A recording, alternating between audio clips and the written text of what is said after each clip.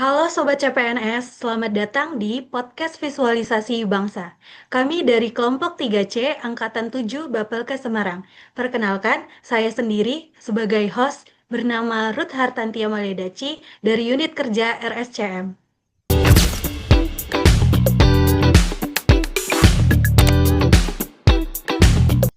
Halo, perkenalkan nama saya Hana dari RSHS. Saya sebagai narasumber satu.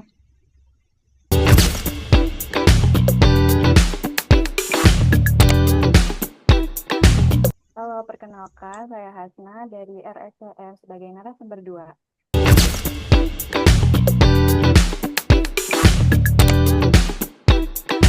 Halo, perkenalkan saya Aisyah sebagai narasumber 3.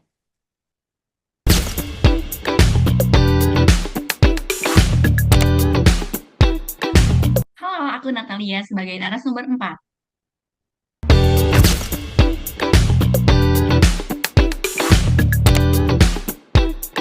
Kali ini, di podcast ini kita akan membahas tentang Indonesia versus luar negeri. Kita minder atau gengsi?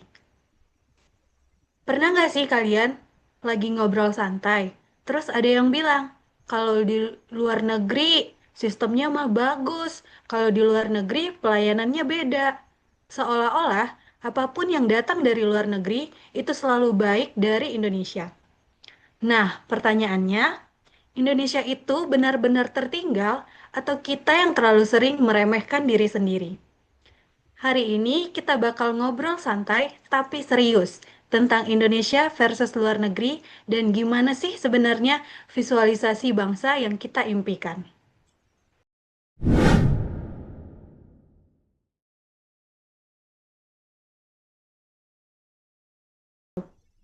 Kenapa luar negeri selalu jadi standar? Pada segmen kali ini, aku mau nanya dulu nih ke narasumber kedua. Dari sudut pandang anak muda, kenapa sih luar negeri selalu kelihatan lebih wow daripada Indonesia? Oke, makasih Karot atas pertanyaannya. Jujur ya, karena kadang itu kita lihat versi highlight-nya. Dan biasanya di medsos itu, kayak di luar negeri itu ditampilinnya kayak lebih rapi, teratur, dan juga bersih. Sementara kalau di Indonesia itu lebih sering viralnya tuh justru yang buruk-buruknya. Itu sih. Nah, ini nih penting. Kita itu sering lupa bahwa setiap negara itu juga kan punya masalah masing-masing ya. Cuma kita jarang aja mau jujur. Kalau di Indonesia itu juga punya banyak kelebihan. Jadi masalahnya bukan cuma soal kualitas, tapi soal cara kita memandang diri sendiri sebagai bangsa ya. Iya, betul. Kalau dari awal kita udah minder duluan, jadi ntar ke depannya apapun yang kita hasilkan pasti tampak terasa kurang gitu.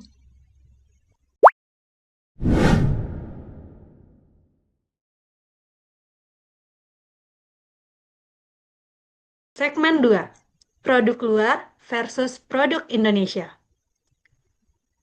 Sekarang kita bahas yang paling relate. Kalau ada produk luar dan produk lokal, banyak orang otomatis milih luar. Itu salah nggak sih menurut kalian? Salah kalau alasannya cuma gengsi, tapi wajar kalau orang memilih berdasarkan kualitas. Yang penting, kita nggak meremehkan produk dalam negeri. Ya, aku setuju sih. Kadang kita tuh kayak belum coba, tapi udah bilang, ah produknya lokal, pasti kalah. Padahal sekarang tuh banyak juga kayak produk Indonesia yang kualitasnya tuh juga bagus dan kualitasnya global gitu. Cinta tanah air itu bukan berarti kita nutup mata dari kekurangan. Justru dengan mendukung produk lokal, kita juga ikut mendorong kebaikan dari kualitas di negara kita sendiri. Berarti visualisasi bangsa yang sehat itu bangga tapi tetap kritis. Iya, benar dong.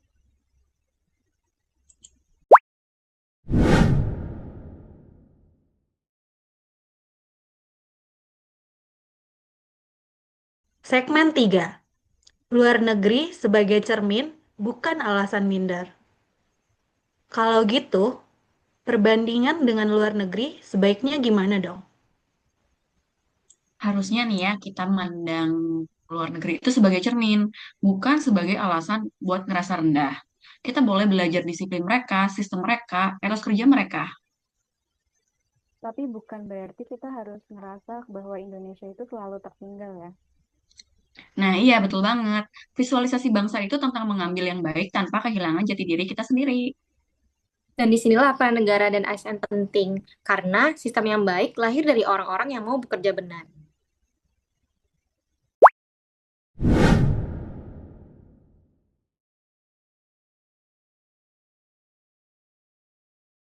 Segmen 4. Peran ASN dalam visualisasi bangsa. Nah, topik yang ini menarik. Peran ASN itu sebenarnya sejauh apa sih dalam membentuk citra bangsa? Peran ASN itu besar banget. Bagi masyarakat, ASN itu wajah negara. Kalau pelayanannya lambat, nggak adil, atau nggak transparan, yang dinilai bukan cuma individunya, tapi negaranya. Makanya visualisasi bangsa nggak bisa dilepas dari integritas ASN sendiri.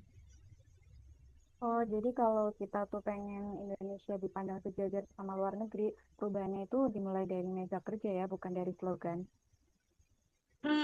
Ini nyentil banget tapi jujur ya.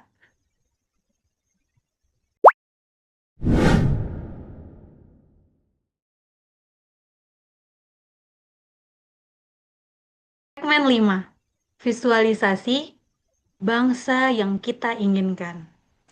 Sekarang aku pengen tanya ke semuanya. Indonesia seperti apa sih yang kalian bayangkan?